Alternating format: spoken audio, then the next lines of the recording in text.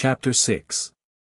Kutuzov fell back toward Vienna, destroying behind him the bridges over the rivers at Braunau, and Traun, near Linz. On October 23 the Russian troops were crossing the river Enns. At midday the Russian baggage train, the artillery, and columns of troops were defiling through the town of Enns on both sides of the bridge. It was a warm, rainy, autumnal day. The wide expanse that opened out before the heights on which the Russian batteries stood guarding the bridge was at times veiled by a diaphanous curtain of slanting rain, and then, suddenly spread out in the sunlight, far distant objects could be clearly seen glittering as though freshly varnished. Down below, the little town could be seen with its white, red-roofed houses, its cathedral, and its bridge, on both sides of which streamed jostling masses of Russian troops. At the bend of the Danube, vessels, an island, and a castle with a park surrounded by the waters of the confluence of the Enns and the Danube became visible, and the rocky left bank of the Danube covered with pine forests, with a mystic background of green treetops and bluish gorges. The turrets of a convent stood out beyond a wild virgin pine forest, and far away on the other side of the Enns the enemy's horse patrols could be discerned. Among the field guns on the brow of the hill the general in command of the rearguard stood with a staff officer, scanning the country through his field glass. A little behind them Nesvitsky, who had been sent to the rearguard by the commander-in-chief, was sitting on the trail of a gun carriage. A Cossack who accompanied him had handed him a knapsack and a flask, and Nesvitsky was treating some officers to pies and real doppelkummel. The officers gladly gathered round him, some on their knees, some squatting Turkish fashion on the wet grass. Yes, the Austrian prince who built that castle was no fool. It's a fine place. Why are you not eating anything, gentlemen? Nesvitsky was saying. Thank you very much, Prince, answered one of the officers, pleased to be talking to a staff officer of such importance. It's a lovely place. We passed close to the park and saw 2 deer, and what a splendid house. Look, Prince, said another, who would have dearly liked to take another pie but felt shy, and therefore pretended to be examining the countryside. See, our infantrymen have already got there. Look there in the meadow behind the village, 3 of them are dragging something. They'll ransack that castle, he remarked with evident approval. So they will, said Nesvitsky. No, but what I should like, added he, munching a pie in his moist-lipped handsome mouth, would be to slip in over there. He pointed with a smile to a turreted nunnery, and his eyes narrowed and gleamed. That would be fine, gentlemen. The officers laughed. Just to flutter the nuns a bit. They say there are Italian girls among them. On my word I'd give 5 years of my life for it. They must be feeling dull, too, said one of the bolder officers, laughing. Meanwhile the staff officer standing in front pointed out something to the general, who looked through his field glass. Yes, so it is, said the general angrily, lowering the field glass and shrugging his shoulders, so it is. They'll be fired on at the crossing. And why are they dawdling there? On the opposite side the enemy could be seen by the naked eye, and from their battery a milk-white cloud arose. Then came the distant report of a shot, and our troops could be seen hurrying to the crossing. Nesvitsky rose, puffing, and went up to the general, smiling. Would not your excellency like a little refreshment, he said. It's a bad business, said the general without answering him, our men have been wasting time. Hadn't I better ride over, your excellency? Asked Nesvitsky. Yes, please do, answered the general, and he repeated the order that had already once been given in detail, and tell the hussars that they are to cross last and to fire the bridge as I ordered, and the inflammable material on the bridge must be re-inspected. Very good, answered Nesvitsky. He called the Cossack with his horse, told him to put away the knapsack and flask, and swung his heavy person easily into the saddle. I'll really call in on the nuns, he said to the officers who watched him smilingly, and he rode off by the winding path down the hill. Now then, let's see how far it will carry, Captain. Just try, said the general, turning to an artillery officer. Have a little fun to pass the time. Crew, to your guns, commanded the officer. In a moment the men came running gaily from their campfires and began loading. 1, came the command.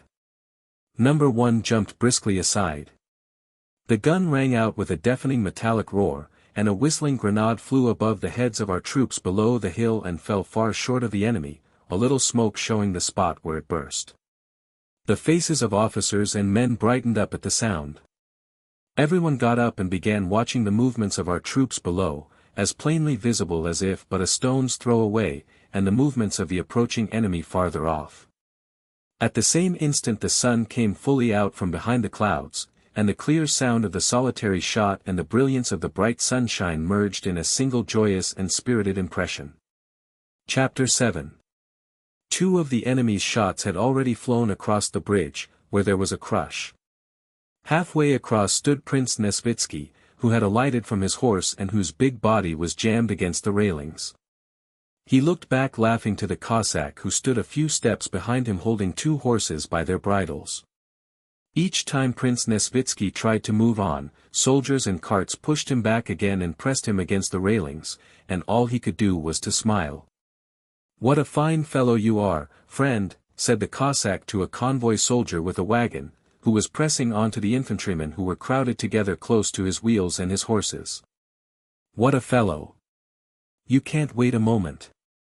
Don't you see the general wants to pass?" But the convoyman took no notice of the word "general" and shouted at the soldiers who were blocking his way. "Hi there, boys! Keep to the left. Wait a bit." But the soldiers, crowded together shoulder to shoulder, their bayonets interlocking, moved over the bridge in a dense mass. Looking down over the rails Prince Nesvitsky saw the rapid, noisy little waves of the ends, which rippling and eddying round the piles of the bridge chased each other along. Looking on the bridge he saw equally uniform living waves of soldiers, shoulder straps, covered shakos, knapsacks, bayonets, long muskets, and, under the shakos, faces with broad cheekbones, sunken cheeks, and listless tired expressions, and feet that moved through the sticky mud that covered the planks of the bridge. Sometimes through the monotonous waves of men, like a fleck of white foam on the waves of the ends, an officer, in a cloak and with a type of face different from that of the men, squeezed his way along, sometimes like a chip of wood whirling in the river, an hussar on foot, an orderly, or a townsman was carried through the waves of infantry, and sometimes like a log floating down the river, an officer's or company's baggage wagon, piled high, leather-covered, and hemmed in on all sides, moved across the bridge. "It's as if a dam had burst," said the Cossack hopelessly. "Are there many more of you to come?" "A million all but one," replied a waggish soldier in a torn coat, with a wink, and passed on followed by another, an old man. "If he meant the enemy, begins popping at the bridge now," said the old soldier dismally to a comrade, "you'll forget to scratch yourself." That soldier passed on, and after him came another sitting on a cart. "Where the devil have the leg bands been shoved to?" said an orderly, running behind the cart and fumbling in the back of it. And he also passed on with the wagon. Then came some merry soldiers who had evidently been drinking. And then, "Old fellow," he gives him one in the teeth with the butt end of his gun, a soldier whose greatcoat was well tucked up said gaily, with a wide swing of his arm. "Yes, the ham was just delicious," answered another with a loud laugh. And they, too, passed on, so that Nesvitsky did not learn who had been struck on the teeth, or what the ham had to do with it. "Bah! How they scurry! He just sends a ball and they think they'll all be killed," a sergeant was saying angrily and reproachfully. "As it flies past me, daddy, the ball I mean," said a young soldier with an enormous mouth, hardly refraining from laughing, "I felt like dying of fright. I did, 'pon my word, I got that frightened," said he, as if bragging of having been frightened. That one also passed. Then followed a cart unlike any that had gone before. It was a German cart with a pair of horses led by a German, and seemed loaded with a whole houseful of effects. A fine brindled cow with a large udder was attached to the cart behind. A woman with an unweaned baby, an old woman, and a healthy German girl with bright red cheeks were sitting on some feather beds. Evidently these fugitives were allowed to pass by special permission. The eyes of all the soldiers turned toward the women, and while the vehicle was passing at foot pace all the soldiers' remarks related to the 2 young ones. Every face bore almost the same smile, expressing unseemly thoughts about the women. Just see, the German sausage is making tracks, too. Sell me the missus, said another soldier, addressing the German, who, angry and frightened, strode energetically along with downcast eyes. See how smart she's made herself. Oh, the devils. There, Fedotov, you should be quartered on them. I have seen as much before now, mate. Where are you going? Asked an infantry officer who was eating an apple, also half smiling as he looked at the handsome girl. The German closed his eyes, signifying that he did not understand. Take it if you like, said the officer, giving the girl an apple. The girl smiled and took it. Nesvitsky, like the rest of the men on the bridge, did not take his eyes off the women till they had passed. When they had gone by, the same stream of soldiers followed, with the same kind of talk, and at last all stopped. As often happens, the horses of a convoy wagon became restive at the end of the bridge, and the whole crowd had to wait. And why are they stopping? There's no proper order, said the soldiers. Where are you shoving to? Devil take you. Can't you wait? It'll be worse if he fires the bridge. See, here's an officer jammed in two, different voices were saying in the crowd, as the men looked at one another, and all pressed toward the exit from the bridge. Looking down at the waters of the Enns under the bridge, Nesvitsky suddenly heard a sound new to him, of something swiftly approaching, something big, that splashed into the water. Just see where it carries to, a soldier nearby said sternly, looking round at the sound. Encouraging us to get along quicker, said another uneasily. The crowd moved on again. Nesvitsky realized that it was a cannonball. Hey, Cossack, my horse, he said. Now, then, you there. Get out of the way. Make way. With great difficulty he managed to get to his horse, and shouting continually he moved on. The soldiers squeezed themselves to make way for him, but again pressed on him so that they jammed his leg, and those nearest him were not to blame, for they were themselves pressed still harder from behind. Nesvitsky, Nesvitsky. You numbskull, came a hoarse voice from behind him. Nesvitsky looked round and saw, some 15 paces away but separated by the living mass of moving infantry, Vaska Denisov, red and shaggy, with his cap on the back of his black head and a cloak hanging jauntily over his shoulder. Tell these devils, these fiends, to let me pass, shouted Denisov, evidently in a fit of rage, his coal-black eyes with their bloodshot whites glittering and rolling as he waved his sheathed saber in a small bare hand as red as his face. Ah, Vaska, joyfully replied Nesvitsky. What's up with you? The squad one can't pass, shouted Vaska Denisov, showing his white teeth fiercely and spurring his black thoroughbred Arab, which twitched its ears as the bayonets touched it, and snorted, spurting white foam from his bit, tramping the planks of the bridge with his hoofs, and apparently ready to jump over the railings had his rider let him. What is this? They're like sheep. Just like sheep. Out of the way. Let us pass. Stop there, you devil with the cart. I'll hack you with my saber, he shouted, actually drawing his saber from its scabbard and flourishing it. The soldiers crowded against one another with terrified faces, and Denisov joined Nesvitsky. How's it you're not drunk today, said Nesvitsky when the other had ridden up to him. They don't even give one time to drink, answered Vaska Denisov. They keep dragging the regiment to and fro all day. If they mean to fight, let's fight. But the devil knows what this is. What a dandy you are today, said Nesvitsky, looking at Denisov's new cloak and saddlecloth. Denisov smiled, took out of his sabretache a handkerchief that diffused a smell of perfume, and put it to Nesvitsky's nose. Of course. I'm going into action. I've shaved, bruised my teeth, and scented myself. The imposing figure of Nesvitsky followed by his Cossack, and the determination of Denisov, who flourished his sword and shouted frantically, had such an effect that they managed to squeeze through to the farther side of the bridge and stop the infantry.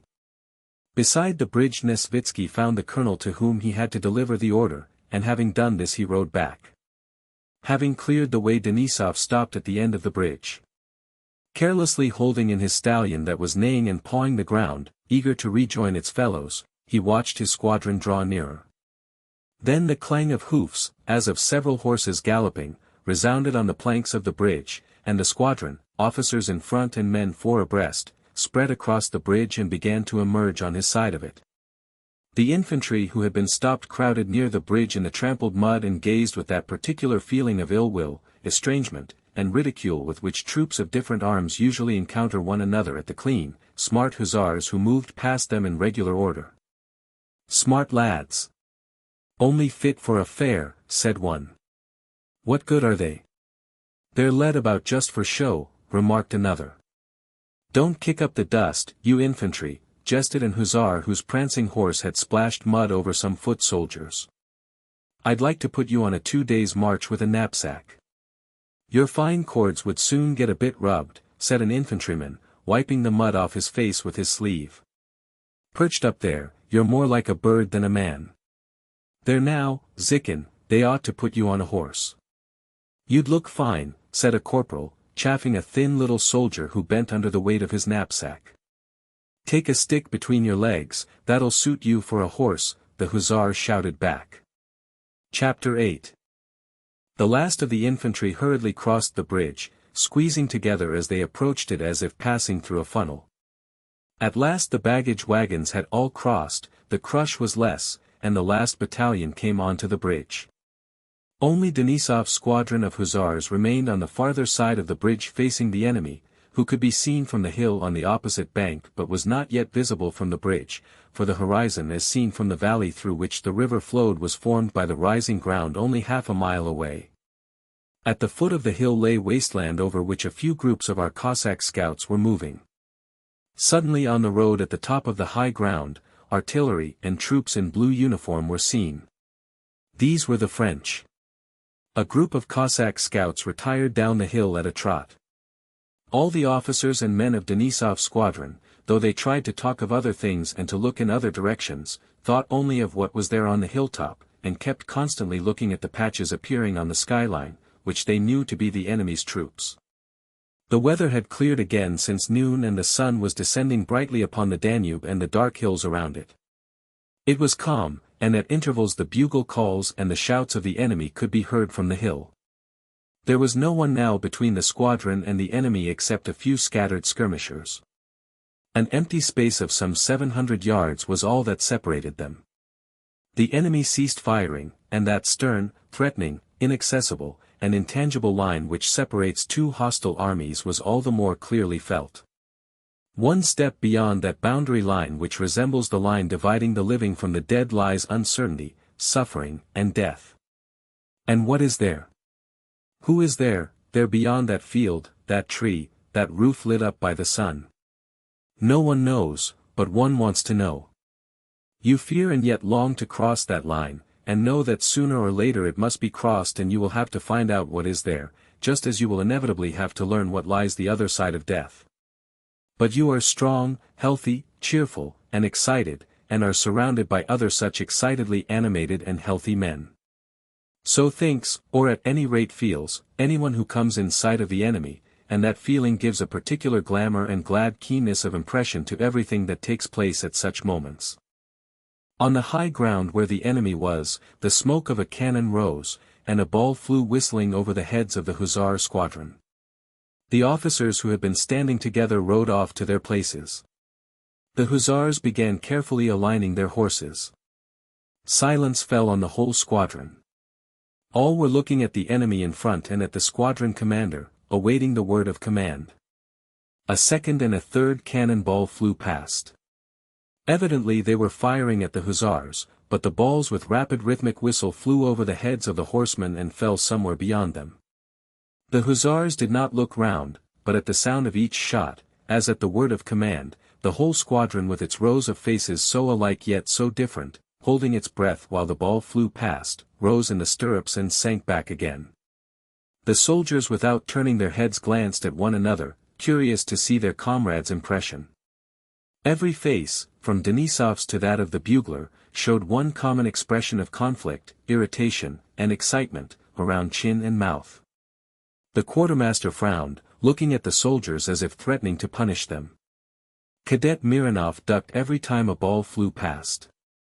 Rostov on the left flank, mounted on his rook, a handsome horse despite its game leg, had the happy air of a schoolboy called up before a large audience for an examination in which he feels sure he will distinguish himself. He was glancing at everyone with a clear, bright expression, as if asking them to notice how calmly he sat under fire. But despite himself, on his face too that same indication of something new and stern showed round the mouth. "Who's that curtsying there?" "Cadet Mironov." "That's not white."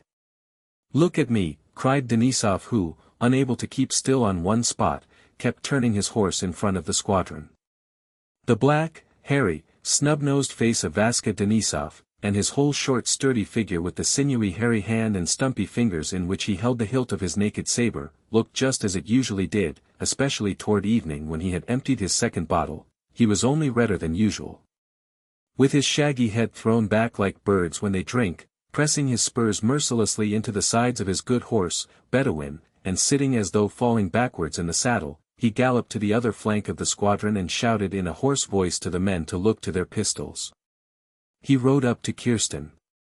The staff captain on his broad-backed, steady mare came at a walk to meet him. His face with its long mustache was serious as always, only his eyes were brighter than usual.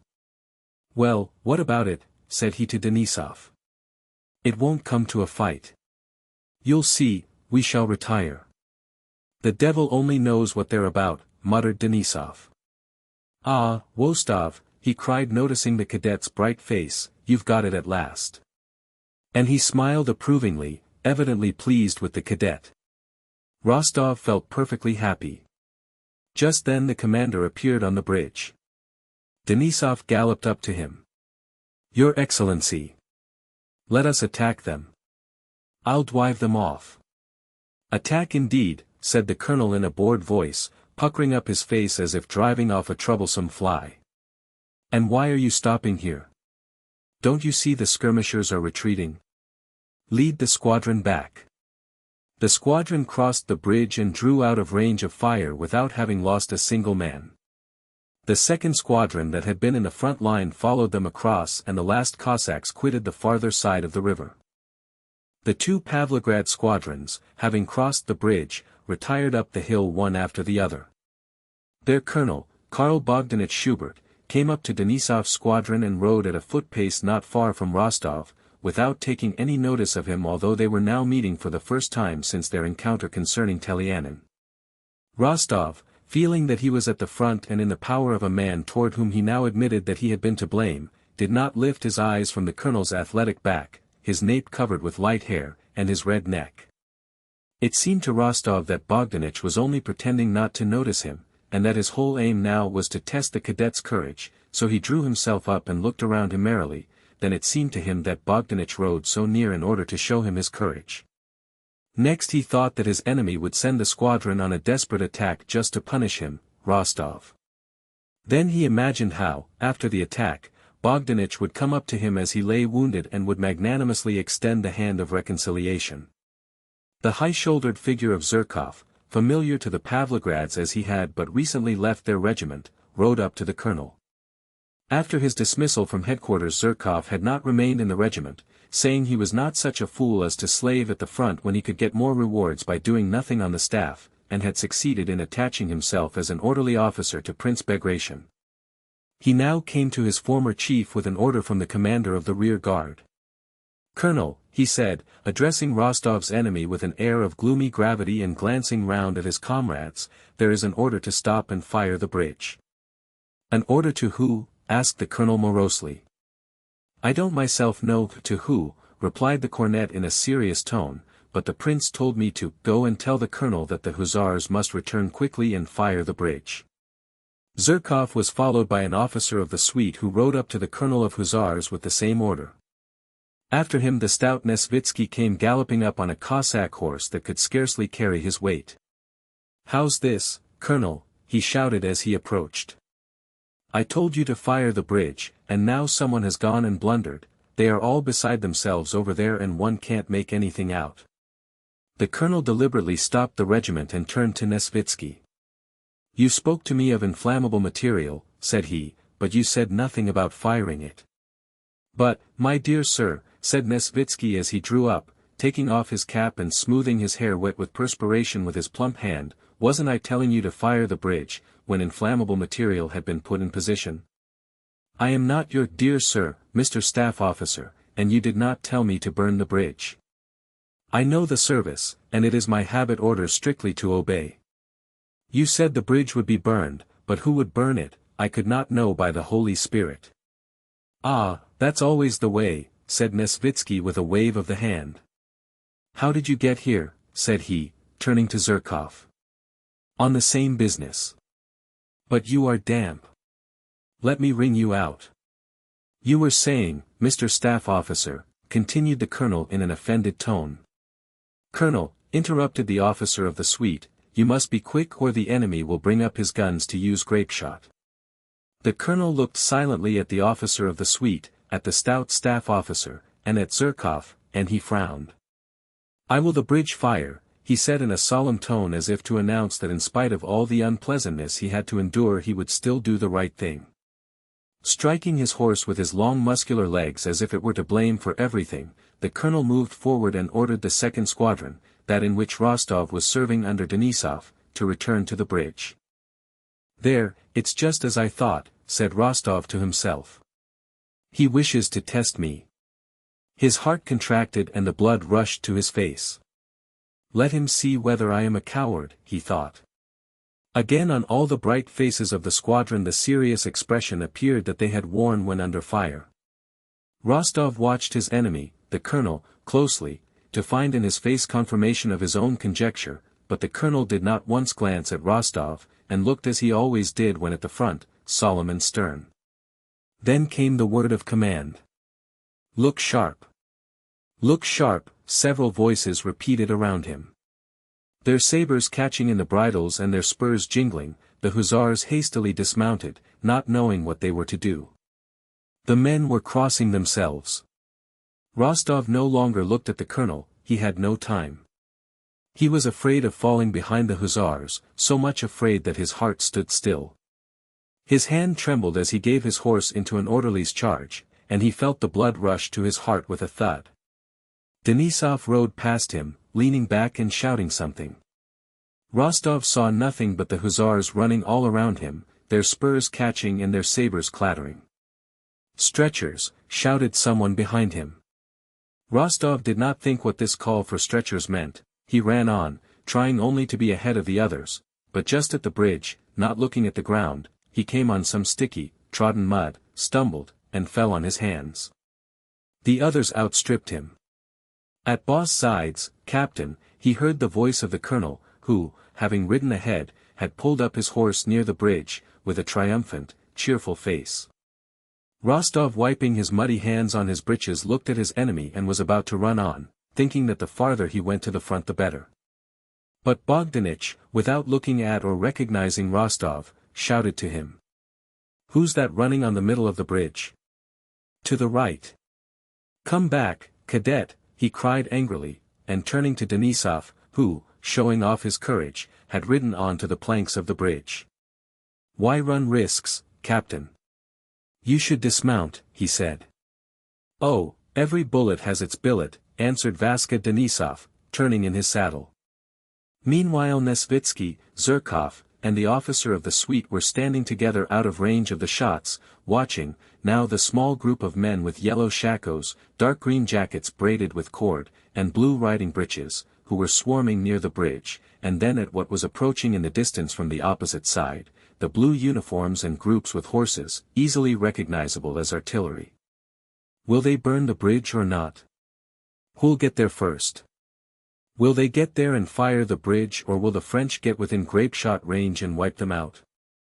These were the questions each man of the troops on the high ground above the bridge involuntarily asked himself with a sinking heart, watching the bridge and the hussars in the bright evening light and the blue tunics advancing from the other side with their bayonets and guns. Ugh! The hussars will get it hot, said Nesvitsky, they are within grapeshot range now. He shouldn't have taken so many men, said the officer of the suite. True enough, answered Nesvitsky, two smart fellows could have done the job just as well. "Ah, your excellency," put in Zherkov, his eyes fixed on the hussars, but still with that naive air that made it impossible to know whether he was speaking in jest or in earnest. "Ah, your excellency. How you look at things. Send 2 men. And who then would give us the Vladimir medal and ribbon? But now, even if they do get peppered, the squadron may be recommended for honors and he may get a ribbon. Our Bogdanich knows how things are done." "There now," said the officer of the suite, "that's grapeshot." He pointed to the French guns, the limbers of which were being detached and hurriedly removed. On the French side, amid the groups with cannon, a cloud of smoke appeared, then a second and a third almost simultaneously, and at the moment when the first report was heard a fourth was seen. Then 2 reports one after another, and a third. "Oh! Oh!" groaned Nesvitsky as if in fierce pain, seizing the officer of the suite by the arm. "Look! A man has fallen. Fallen. 2, I think. If I were Tsar I would never go to war," said Nesvitsky, turning away. The French guns were hastily reloaded. The infantry in their blue uniforms advanced toward the bridge at a run. Smoke appeared again but at irregular intervals, and grapeshot cracked and rattled onto the bridge. But this time Nesvitsky could not see what was happening there, as a dense cloud of smoke arose from it. The hussars had succeeded in setting it on fire and the French batteries were now firing at them, no longer to hinder them but because the guns were trained and there was someone to fire at. The French had time to fire 3 rounds of grapeshot before the hussars got back to their horses. 2 were misdirected and the shot went too high, but the last round fell in the midst of a group of hussars and knocked 3 of them over. Rostov, absorbed by his relations with Bogdanich, had paused on the bridge not knowing what to do. There was no one to hew down, as he had always imagined battles to himself, nor could he help to fire the bridge because he had not brought any burning straw with him like the other soldiers. He stood looking about him, when suddenly he heard a rattle on the bridge as if nuts were being spilt, and the hussar nearest to him fell against the rails with a groan. Rostov ran up to him with the others. Again someone shouted, "Stretchers!" 4 men seized the hussar and began lifting him. "Oh! For Christ's sake let me alone," cried the wounded man, but still he was lifted and laid on the stretcher. Nicholas Rostov turned away and, as if searching for something, gazed into the distance, at the waters of the Danube, at the sky, and at the sun. How beautiful the sky looked, how blue, how calm, and how deep. How bright and glorious was the setting sun. With what soft glitter the waters of the distant Danube shone. And fairer still were the faraway blue mountains beyond the river, the nunnery, the mysterious gorges, and the pine forests veiled in the mist of their summits. There was peace and happiness. I should wish for nothing else, nothing, if only I were there, thought Rostov. In myself alone and in that sunshine there is so much happiness, but here, groans, suffering, fear, and this uncertainty and hurry. There, they are shouting again, and again are all running back somewhere, and I shall run with them, and it, death, is here above me and around. Another instant and I shall never again see the sun, this water, that gorge. At that instant the sun began to hide behind the clouds, and other stretchers came into view before Rostov. And the fear of death and of the stretchers, and love of the sun and of life, all merged into one feeling of sickening agitation. O Lord God! Thou who art in that heaven, save, forgive, and protect me. Rostov whispered. The hussars ran back to the men who held their horses, their voices sounded louder and calmer, the stretchers disappeared from sight. Well, fiend. So you've smelt powder, shouted Vaska Denisov just above his ear. It's all over, but I am a coward, yes, a coward, thought Rostov, and sighing deeply he took Rook, his horse, which stood resting 1 foot, from the orderly and began to mount. Was that grapeshot? He asked Denisov. Yes and no mistake, cried Denisov. You worked like regular Bwix and it's nasty work. An attack's pleasant work. Hacking away at the dogs. But this sort of thing is the very devil, with them shooting at you like a target. And Denisov rode up to a group that had stopped near Rostov, composed of the colonel, Nesvitsky, Zherkov, and the officer from the suite. Well, it seems that no one has noticed, thought Rostov. And this was true. No one had taken any notice, for everyone knew the sensation which the cadet under fire for the first time had experienced. "Here's something for you to report," said Zherkov. "See if I don't get promoted to a sub-lieutenancy." "Inform the prince that the bridge fired," said the colonel triumphantly and gaily. "And if he asks about the losses?" "A trifle," said the colonel in his bass voice, "2 hussars wounded, and 1 knocked out," he added, unable to restrain a happy smile, and pronouncing the phrase, knocked out, with ringing distinctness.